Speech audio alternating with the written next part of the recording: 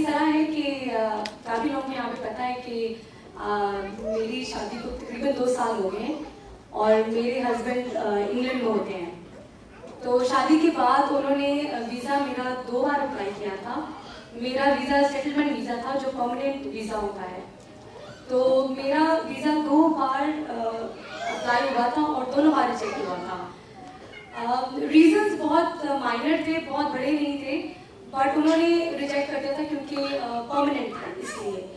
तो जब दूसरी बार रिजेक्शन हुआ तो मैंने अपने हस्बैंड को कहा, मैंने कहा कि अब जो है ना मैं नहीं दोबारा अप्लाई करना चाहती क्योंकि मैं बहुत डिप्रेस्ड हो गई थी और बहुत हार्ट ब्रोकन हो गई थी।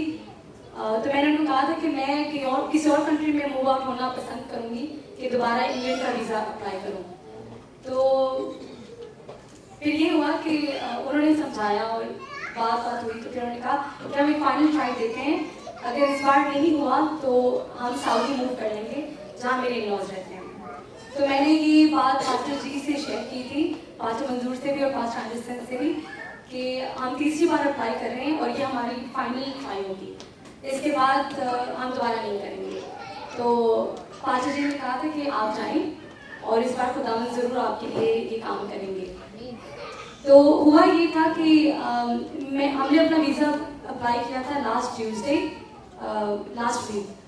तो नॉर्मली वो बहुत टाइम लेते हैं, 4 महीने आपको वेट करवाते हैं, बट इस टाइम ये खुदावन की तरफ से था। ऐसा था कि वो मेरी फाइल का ही वेट कर रहे थे। मैंने ट्यूसडे को अप्लाई किया अपना वीज़ा, थर्सडे के दिन मुझे एम्बेसी से कॉल आया, मेरी वो जो वर्क ऑफिसर थी उनका फ़ोन आया, उन्होंने मुझसे बात की और मैंने उनको कहा था कि मेरी बर्थडे आ रही है नेक्स्ट मंथ और मैं खुदावन से दुआ करती हूँ और मेरी यही ख्वाहिश है कि सबसे बड़ा गिफ्ट मेरे लिए है कि मैं अपने हस्बैंड के पास चली जाऊँ। ये बात मैंने उनसे की और संडे के दिन लेट आफ्टरनून मुझे मैसेज आया कि आए अपना डॉक्यूमेंट आप ले लें। मैं वहाँ गई और मैंने खुदावन का सबसे बड़ा मौज़ा अपनी ज़िंदगी में देखा। खुदावन ने मुझे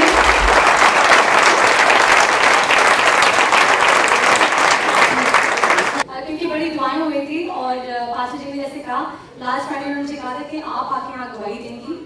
और मैं एक और चीज़ कहना चाहूँगी, मेरा 3rd वीज़ा अप्लाई करने से पहले मैंने पास्टर एंडरसन से जो बात कही थी और मैं बड़ी हार्ट ब्रोकन थी।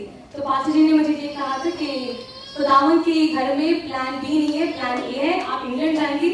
और उन्होंने मेरे लिए ये ख्वाब देखा था कि वो मुझे खुद एयरपोर्ट छोड़ के आए थे।